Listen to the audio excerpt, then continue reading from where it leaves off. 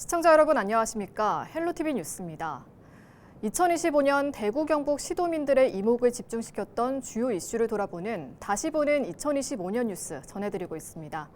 항상 다사다난했다는 말을 쓰지만 올해는 유독 굵직한 현안 이슈들이 많았던 것 같습니다.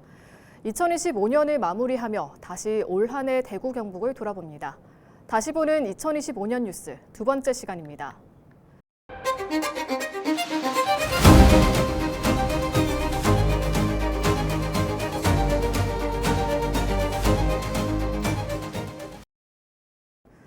온라인 동영상 서비스 플랫폼 넷플릭스에서 공개 1년이 채 되지 않은 시점에 누적 조회수 3억 회를 돌파하며 인기를 끈 영화가 있습니다.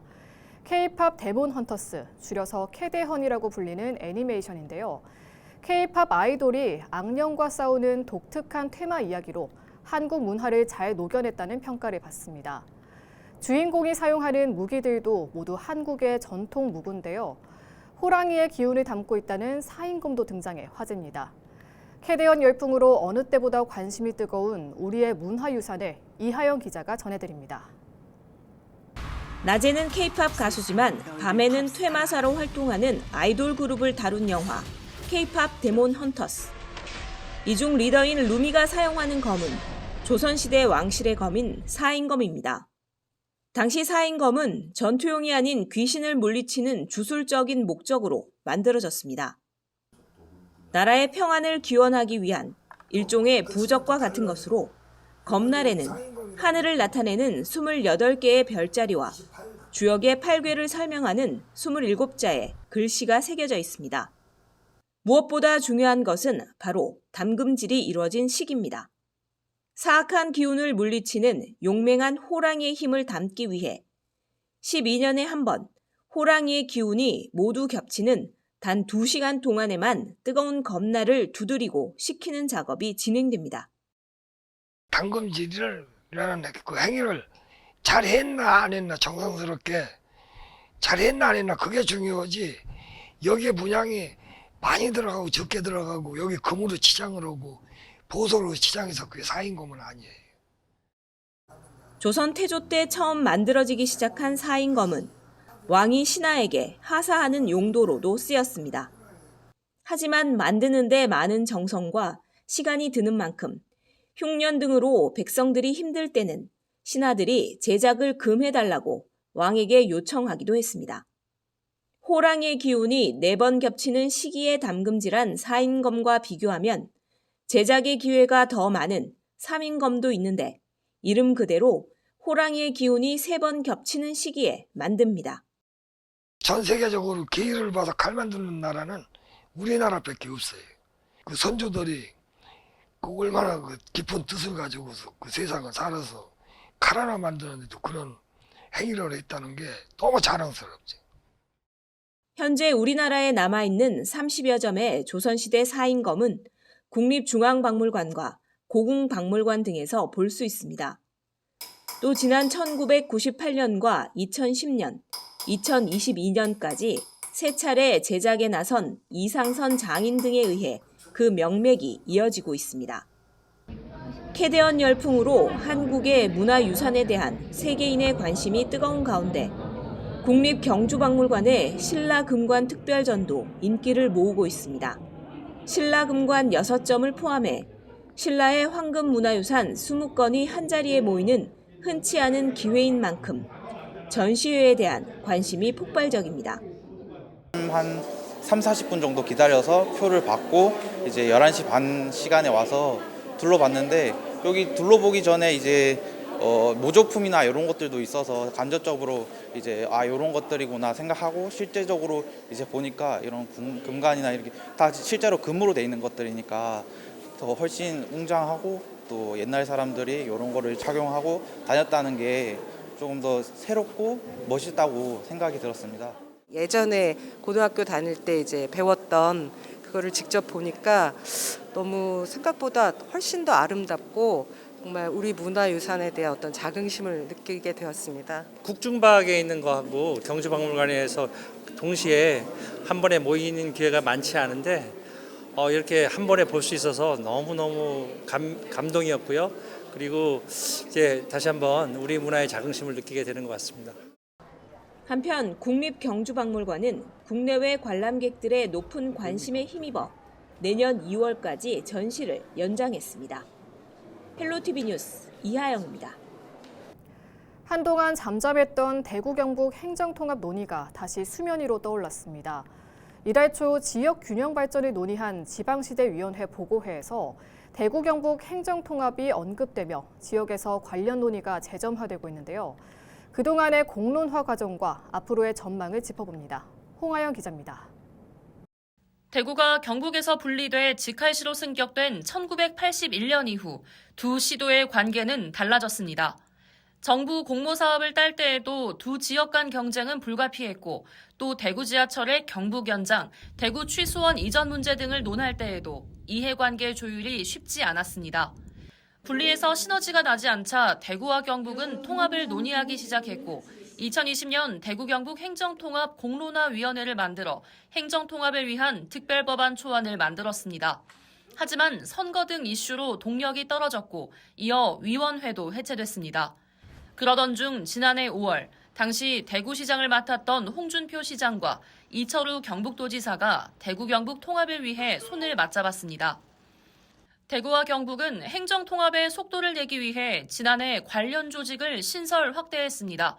경상북도가 기존 실무추진단을 확대해 행정통합 민관합동추진단을 만들어 본격 가동에 나섰고 대구시도 대구 경북 행정통합 추진단을 신설했습니다.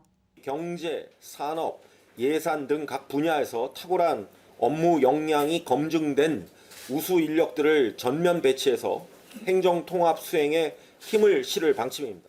조직은 신설됐지만 명칭과 청사 문제 등 이견을 좁히는 것도 쉽지 않았고 경북 북부 지역이 소외되는 건 아닌지 우려도 많았습니다. 주민 의견이 배제됐다는 의견도 지배적인 상황 속 지난해 12월 13일 대구 경북 행정통합 동의안이 대구시 의회를 통과했습니다. 하지만 경북에서는 북부 지역을 중심으로 반대 목소리가 커 주민 설명회조차 파행을 맞았고 이후 계엄여파와 홍준표 대구시장의 사퇴, 대선 등으로 대구 경북 행정통합은 관심에서 멀어졌습니다.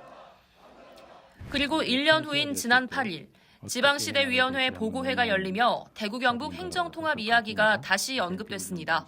하지만 권위 상태인 대구시장 자리를 행정부시장이 권한 대행으로 맡고 있는 만큼 중대한 결정을 내리기 쉽지 않다는 지적이 나왔습니다. 대구시장 권한대행 입장에서는 이제 본인이 판단하기가 좀 어렵다. 이게 이제 권한을 특별지자체에 일부 위임해야 되니까. 대구시 시장의 권한을 그게 이제 자기가 결정할 수 있는 거냐. 그래서 이건 행안부랑 협의를 해보겠다라고. 이럴 때가 오히려 찬스 아닙니까? 이철우 경북도지사는 SNS를 통해 지방을 인구 500만 단위로 통합하는 국가 행정체계 개편이 일반법으로 추진돼야 한다고 주장했습니다. 이후 기자들과 만난 자리에서도 추진 방향을 거듭 강조했습니다. 행정발전부터 먼저 생각을 해야 된다. 그걸 환수해주고 일반법으로 해야 됩니다. 그러니까 행안부 장관이 그러니까 일반법을 지금 준비하고 있습니다. 경북도 의회에서는 회의적인 반응도 나왔습니다. 김대일 경북도 의원은 5분 발언을 통해 그간 행정통합 논의로 북부권 민심과 경제에 큰 상처를 남겼고 지금은 경북만의 독자적인 성장 전략이 시급하다고 지적했습니다. 어떤 경북 북부권 발전의 어떤 로드맵이 이게 미리 제시된 이후에 이 통합이 이게 이루어져야 되는 거지. 10년도 채 안 된 도청 신도시 활성화에 큰 어떤 악영향을 미치고 이게 여태까지 몇 년을 해와봤지만은 이 행정력이 크게 낭비가 되고. 지방선거를 반년 앞둔 시점 대구 경북 행정통합 논의가 지역 내 찬반 의견 속에 정치권은 물론 지역사회의 쟁점으로 또다시 떠오르고 있습니다. 헬로티비 뉴스 홍하영입니다. 대구 경북의 백년대계로 불리는 TK 신공항 건설 사업. 2025년이 저물어가는 지금 민간공항의 구체적인 밑그림은 그려졌지만 정작 사업의 몸통인 군공항 이전은 예산 부족으로 첫 삽도 뜨지 못하고 있습니다. 장밋빛 청사진과 냉혹한 현실 사이에서 갈등했던 올해의 기록과 다가올 2026년 전망을 신병균 기자가 취재했습니다. 국토교통부가 지난 19일 TK 신공항 민간공항 기본계획을 고시했습니다. 대구 군위와 경북 의성 일대 133만여 제곱미터 부지에 활주로와 여객터미널 그리고 두 곳의 화물터미널을 짓는다는 내용이 핵심입니다. 기존 대구공항보다 부지는 7배, 터미널은 4배 이상 커지며 2060년 기준 연간 여객 1,200만 명과 화물 23만 톤을 처리하는 중남부권 물류 거점이라는 위상이 국가계획에 처음 명문화됐습니다. 하지만 이 설계도를 손에 쥐기까지의 과정은 험난했습니다. 의성 화물터미널의 위치와 규모를 놓고 지자체 간의 갈등이 극에 달하면서 사업부지 재선정이라는 최악의 시나리오까지 거론됐습니다. 결국 갈등을 봉합하느라 고시 시점은 당초 예상보다 1년 가까이 늦어졌고 그 사이 늘어난 사업비 4천억 원은 고스란히 지역의 부담으로 남게 됐습니다. 진짜 문제는 무엇을 만들지는 정해졌지만 어떻게 옮길지에 대한 답이 여전히 없다는 점입니다. TK 신공항은 군공항과 민간공항을 동시에 옮기는 통합 이전 방식입니다. 약 11조 원이 넘는 군공항 건설이 선행되어야 그 위에 민간시설을 얹을 수 있는 구조입니다.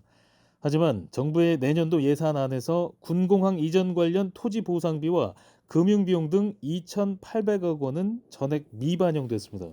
정부는 민간공항을 통한 국토 균형 발전을 외치고 있지만 전체 사업의 90%를 차지하는 군공항 사업은 사실상 재원 고갈 상태에 놓인 겁니다.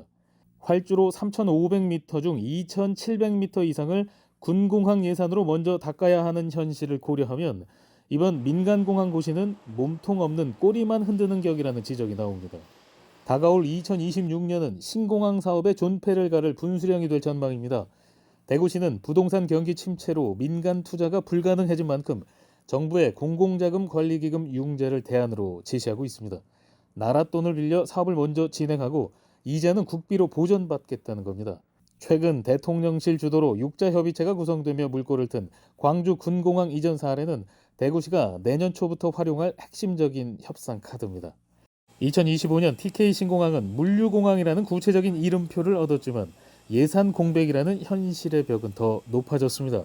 2026년 새해 정부가 단순히 도덕 교과서 같은 계획을 넘어 실질적인 재원 보따리를 풀지 않는다면 지역민들의 염원인 신공항은 또다시 기약 없는 기다림으로 이어질지 모릅니다. 헬로티비 뉴스 신병균입니다.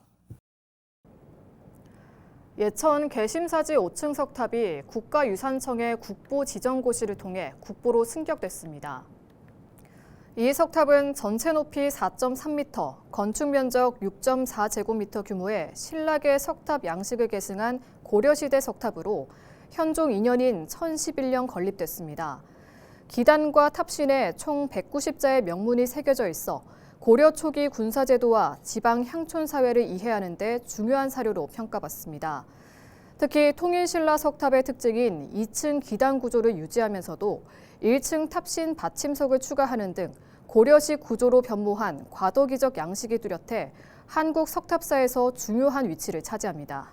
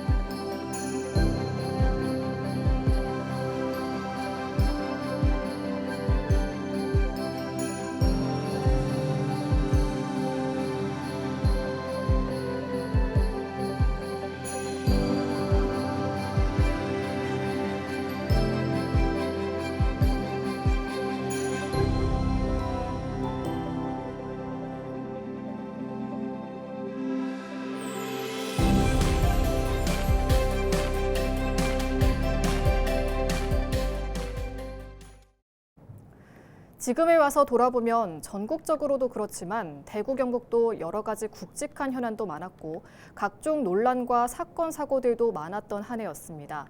시민들에게 희망을 주기도 또 분노와 우려와 걱정을 주기도 했던 많은 이들이 있었는데요.